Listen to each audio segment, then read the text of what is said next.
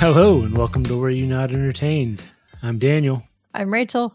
And I'm James. And we are going to be diving into Dune. Dune! The remake, obviously, not the original in this instance. Well, I wouldn't say obviously. There's a chance we might go back because I would definitely be down to talk about David Lynch's Dune after this one. But maybe wait till the after the second movie comes out before we hit that so that there's no spoilers or anything for what's going to happen. I'm going to try to refrain myself from giving too much away about the future story. That is a good idea. Yeah. We'll do that later. Yeah. This is one of the few instances where I have read the book multiple times and seen the old movie multiple times. I'm a big fan of Dune. I've seen the old movie once or twice. I've never read the book. Books. I've never seen the old movies, and I read a portion of the book. Yeah. So we came into this with a little bit more knowledge than we typically do with other films. So by we, you mean you? Well, yes. Yeah. But I mean, Rachel's read at least part of the book, and we've all seen the previous iteration of the movie, right? No. Rachel hasn't. But... Oh, okay. No. I knew the main character was named Paul, so I felt like I had a good knowledge base going into this. You knew all the stuff already. I knew everything. That's really the entire point of the series. I mean, we talked about not giving away spoilers, but yeah. Yeah, now that you've done that. Sorry. Mm-hmm. Spoiler alert. There's a man named Paul. Damn it. And no, I really think this was maybe one of my most anticipated films of 2021. Same. I was really excited for I think everybody this. was really excited for this. Yeah, I think everybody was. It's such a great giant sci-fi movie. Mm-hmm.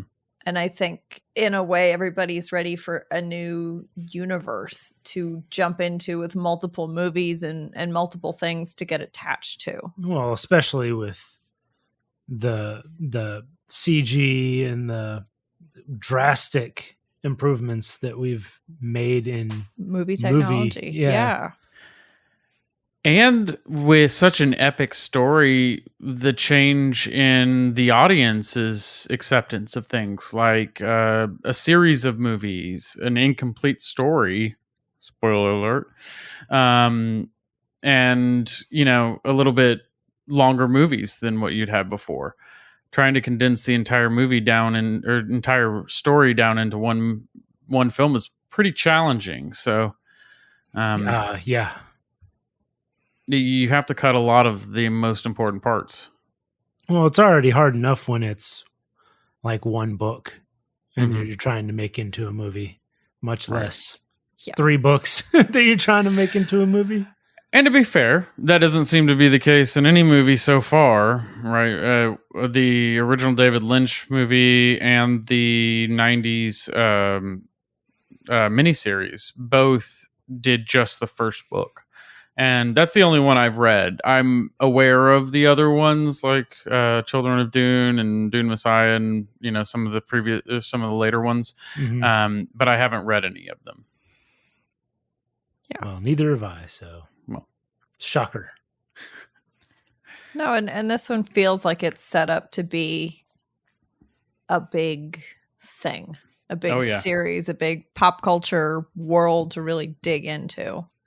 Which is great. I think people are really interested in things like that right now, especially with maybe the way the world is when you're not going out and doing as much. The idea of this beautiful big world that you can get wrapped up in is just super appealing. And as far as large scale sci-fi series, you know, with Star Wars finishing and Star Trek finishing, I think it's a great time to have something else giant and spacey come up. And with both of those finishing on kind of a down note with a lot of fans. Yeah, definitely not finishing on top. Giant and spacey. Yeah, and I'll say this as somebody who's not maybe a huge Star Wars fan. I've seen them once, I think, in all of them, but to me, this had that same Star Wars feeling of all the different worlds and factions and different people and the way it's sort of structured. Mm-hmm. To me, it had a similar Star Wars feel, but this is so beautiful visually. It's more of like a fantasy version. It's less about the scientific, like spacecrafty thing that Star Wars does. I don't know how to put that in the right words, but this is more about feeling for me. Yeah, Dune's a lot more political and takes into consideration like eons when it's trying to tell its story, where it's science fiction is just a setting. It doesn't go into great detail about the still suits or about their flying machines or about their laser weapons or their shield technology. You know, it touches on it occasionally, but it's not a major plot point where you have some scientist describing a technology for 5 or 6 pages. So it definitely has more of the kind of historical, warring houses, medieval political intrigue feel to it, set in this futuristic world where you have spaceships and faster than light travel and things like that. Yeah, it definitely, as far as the timelines and things like that, it definitely felt a little bit more like Lord of the Rings to me, that it's discussing this massive amount of time. Yeah. Well, that's a lot of intro. What did you guys think? Did you like it? Yeah. No, I liked it a lot. Okay. Yeah, absolutely. I thought it was amazing. Yeah, I loved it. Okay, good. So did I. And I might also add that I do really appreciate the fact that at the very beginning of the movie, they told you it was part 1. Mm-hmm. Because if I had gotten to the end of the movie and that's how they ended it, I'd have been very disappointed. Yeah, that's the one thing. I've had that happen in movies before where I was like, what in the... I thought this was going to be the whole thing. I wasn't sure. I didn't know going into it because I kind of tried to avoid it as much as possible with my excitement. I didn't want any spoilers with how they were going to do it. Yeah. And so casting was really the only thing I was pretty aware of.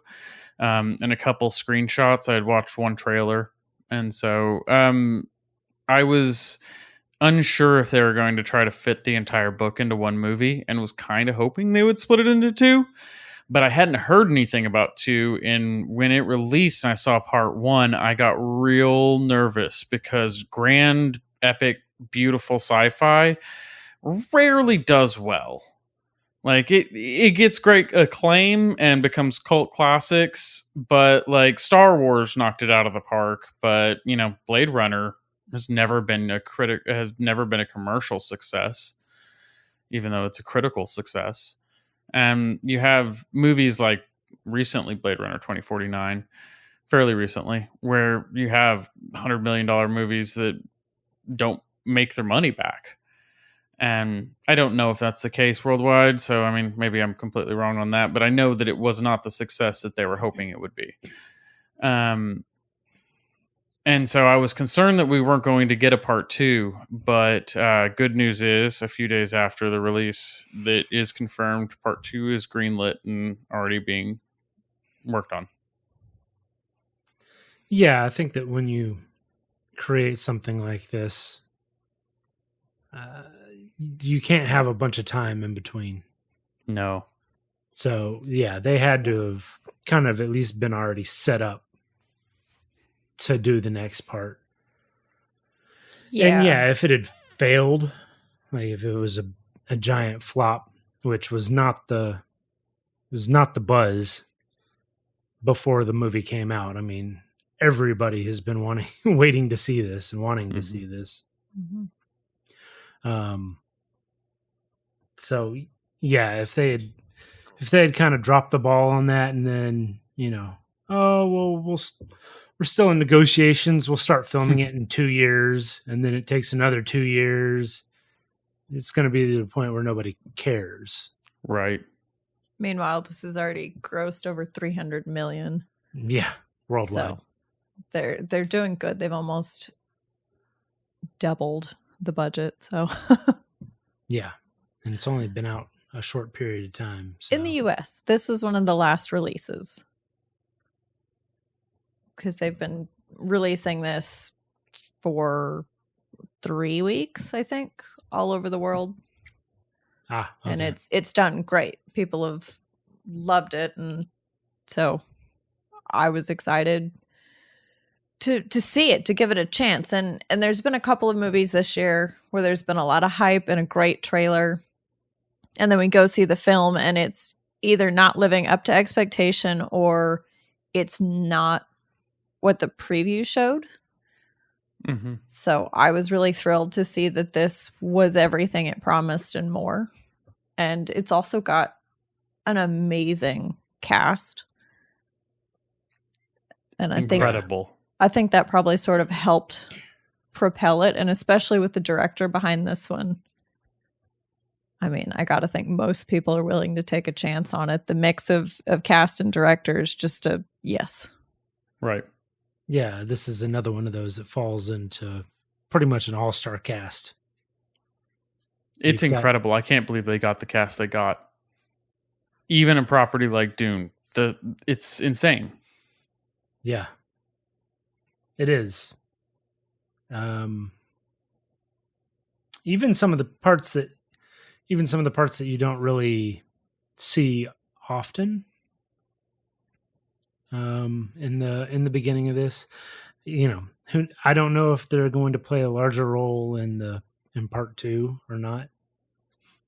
Or like for instance, Josh Brolin's character, Gurney. Right.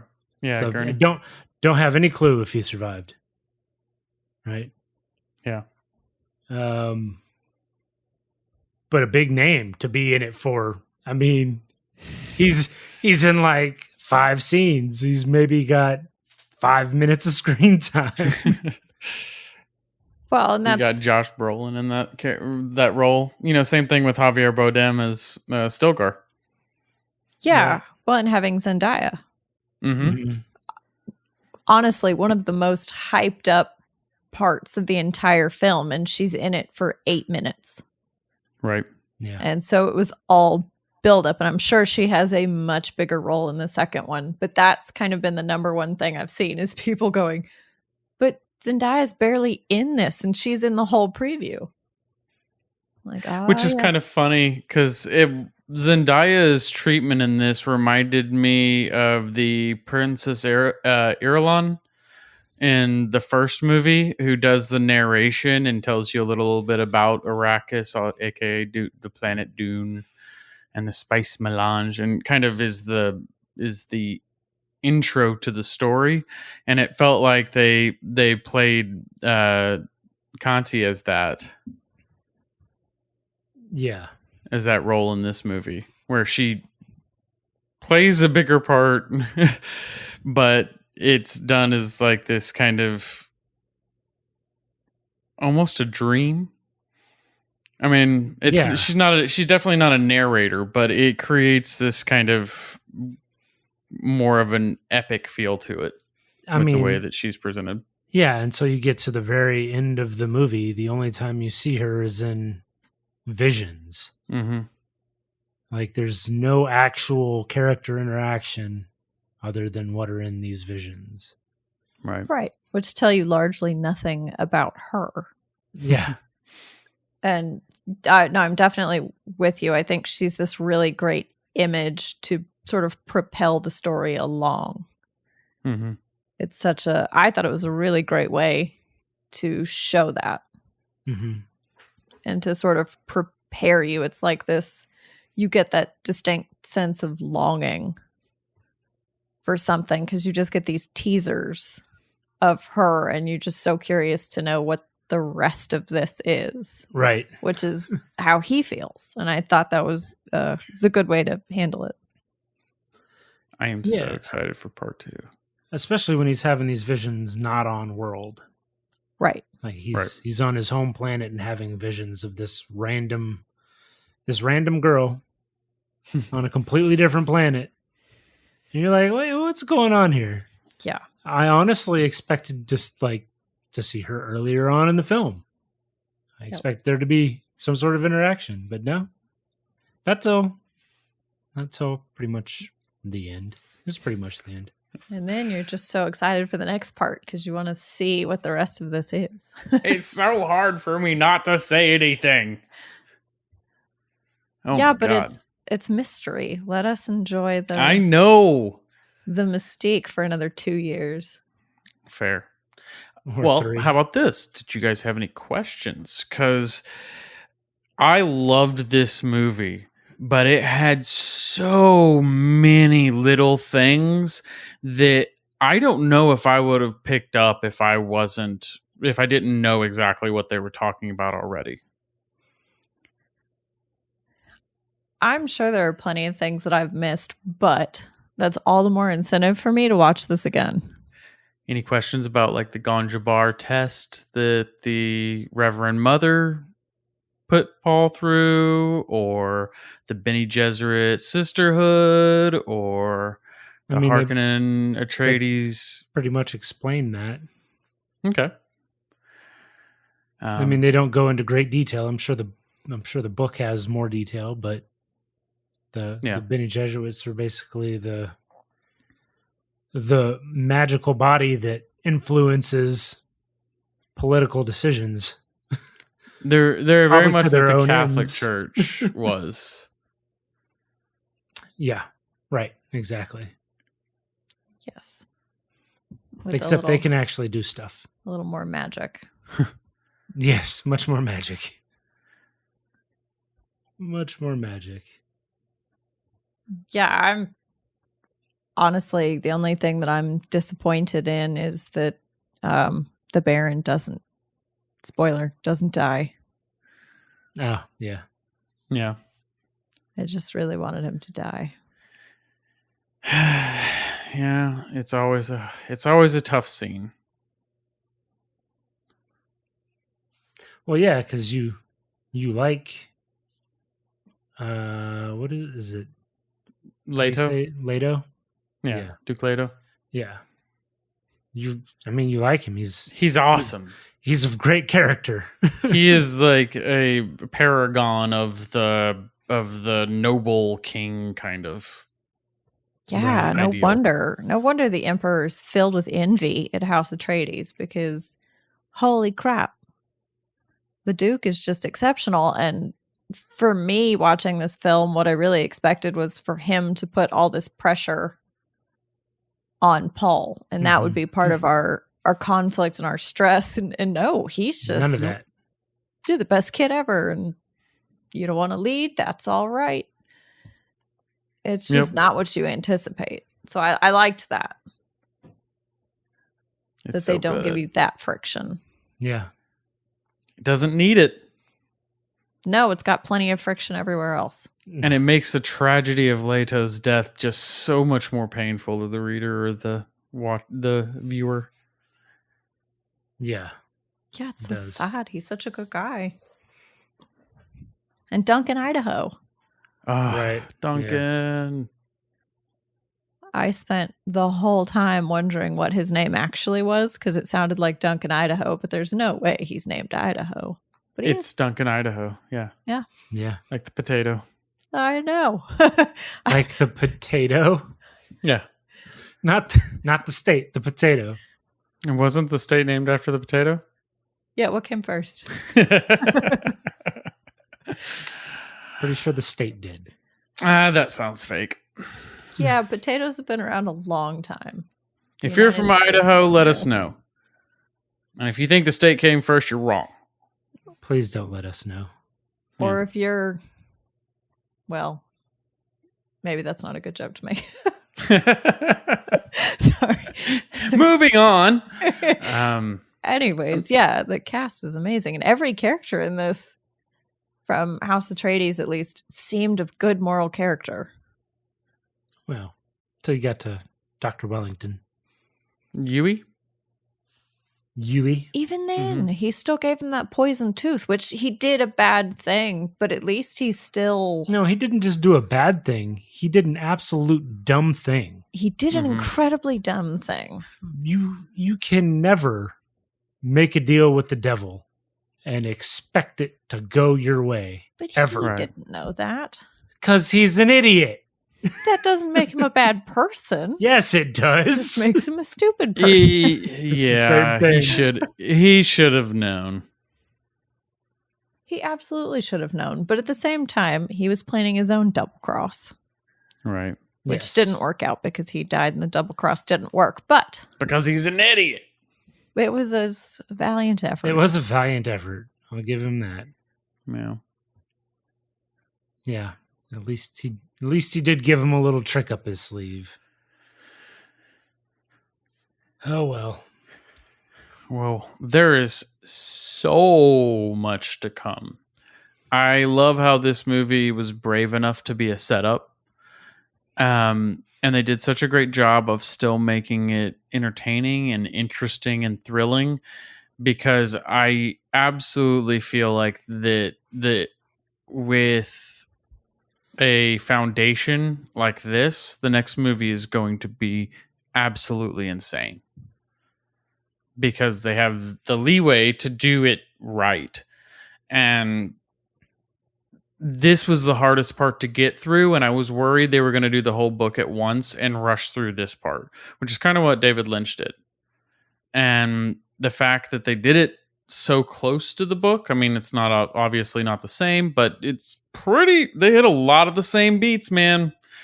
A lot of stuff that had been cut before. It makes me extraordinarily excited. So I'm very pleased by this. I did not expect that I would get a movie this great, and I don't feel like I deserve it. Wow. The movie's too good for me. No, I agree 100%. This was 2.5 hours of world building. Mm-hmm. Yeah, and I'm willing to sit down and watch it again right now. Right. It's that good. Yeah. So incredible, man. Yeah, it gave you plenty of information and was still entertaining and interesting enough to keep you going, to not just feel dry and informative. I already know this world very well, and I want to see it again. Like right now. They're not telling me anything new, and I just want to see it again. Yeah. Well, and I highly recommend seeing it in theaters, because that's how it was scored. Mm-hmm. Was specifically for large theaters and speaker setups like that. And it's not... Well, it was filmed for IMAX as well. Yeah, and it's not exactly musical, but the sounds within it really build on what you're seeing and what you're feeling. Mm-hmm. They're huge. Indeed. Bombastic. Yes. Bombastic, yes. Yes. It's a good word. Well, you guys ready to get into favorite scenes? Yep. Yes. Think so. Who wants to go first? Sure, I'll go first. Do it. Why not? So this scene is my favorite and least favorite at the same time. Damn it. Uh-oh. Yeah, I'm a little curious. It is when Duncan Idaho saves the day. Yep, exactly. The sword fight. Yep. With the Sardaukar. Yeah. Yep. And it is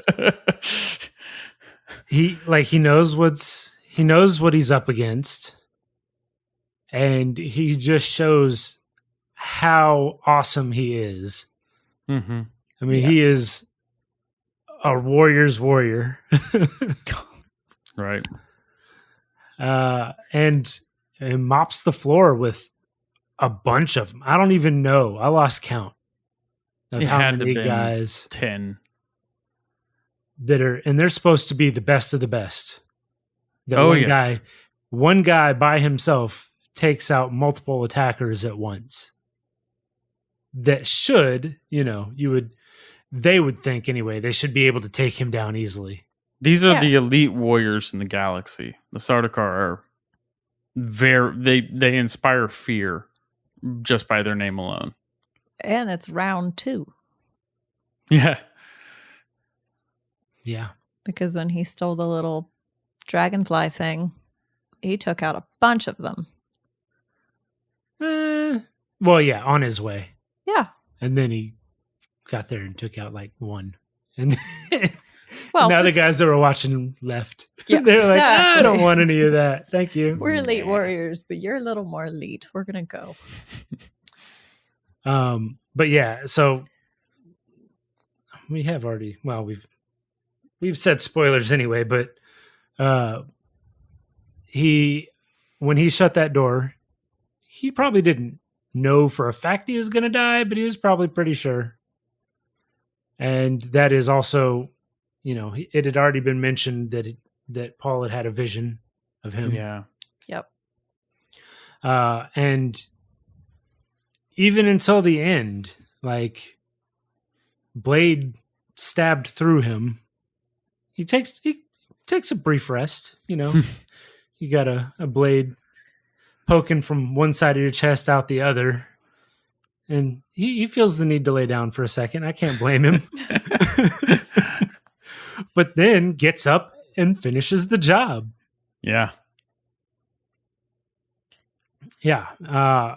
Sacrifices himself for his liege. Yeah. For the success of the house. The preservation of Atreides' line. Yeah. It was a great scene. The fight sequence, the imagery, the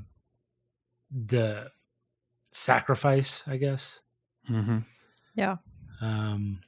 It was powerful and awesome to watch. Yeah. And the trying to like kind of find the mechanics of the sword fight versus the shields is so interesting too. Yeah. Yeah, that I think all of the fight scenes in this were just very well done. Yeah, absolutely. And way better than the stupid polygon shields they had in the last movie. Probably. That was my favorite scene too. It has so many aspects of the movie that I love all in one place. And Duncan is so great, and Jason Momoa playing him is the ideal casting because not only is he a hardcore badass, but he is just one of the most lovable characters in the world. And so is Jason Momoa. So I'm in the same boat. It's a hard scene to watch, but it's so much fun until the very end. Yeah. And then it's so sad. It's a good scene. Well, then that leaves you, Rachel. What was your favorite scene? Yeah. So my favorite scene was also a fight scene, but it's a little more for what it sort of introduces. Mine is the first sort of training session, I guess, we get with Gurney and Paul. Mm-hmm. Yes. Because that's the first time that you really see any of the fight techniques. But Gurney also talks a little bit about the different people they're going to encounter and sort of strikes that fear. But then they also really illustrate that shield so well. Right. And so watching them fight back and forth, you get to sort of figure out how that works. Mm-hmm. And it's such a crucial part of the rest of the movie. Or to me, at least. I think the shields were one of my favorite parts. And so with the information they give you there, it enhances the rest of it. Like with the little darts that are being shot during the siege or whatever you want to call it. And then again, with Duncan Idaho's big fight, you can see the way that shield works. So you have a better understanding of what's happening. Yeah. Yeah, absolutely. It was good training for the role itself for Paul and what he's going to be doing, but also for the viewer. Yeah, and I thought it was also important to see that Paul can fight. Oh yeah. Because he's not this fancy pants lord or whatever. He's Timothy Chalamet. I mean, the guy's like a twig. Yes. Right. He's so skinny. You're kind of surprised he can hold the sword up. And there's plenty of jokes about that in this movie. Yeah. You put on some muscle. Did I? Have No. I? No. No. But yeah, so to see the way he fights, and he also doesn't fight like Gurney. Mm-hmm. It's not a brute strength thing, which I think, again, is just important to see. Yeah, it's also really great seeing how short it is, and it endears you to Gurney so much. Like, it makes Gurney out to be a really interesting and complex and likable character. And that's kind of the only major scene you get with him. Right. I mean, you get him in other scenes, but he doesn't have like character building in them. Yeah, exactly. Yeah, it shows you he's not cold. Right. He's just very focused on his job. You get him in a scene where he's like, I don't trust them. And then you get him in a scene where he's like, oh, everybody follow me. Yeah, exactly. That's about it. Those are the three scenes he's in. Yes. So without this one, then you would, he'd just be your standard military leader guy. Right. Yeah. Yeah. This and all the tropes that go along with that. Yep. Good choice. I guess he did save Paul from the sandworm as well. Oh yeah, he did. So there was that. So he's in 4 scenes. Pardon me. Yeah, he's sprinkled in there. Yeah, he was a good character though. But yeah, no, it was a good scene. Yeah. Very good choice. Very informative. That was fine. All great scenes in what is an overall wonderful movie. So that just about wraps it up for the 2021 Denis Nouveau. Is that how you say his name? Denis Villeneuve? That.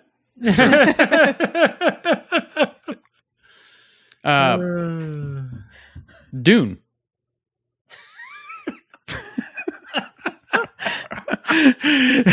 Well, hopefully you enjoyed the previous portion of this podcast as much as you did the movie.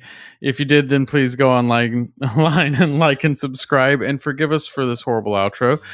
But also join us next time on Were You Not Entertained?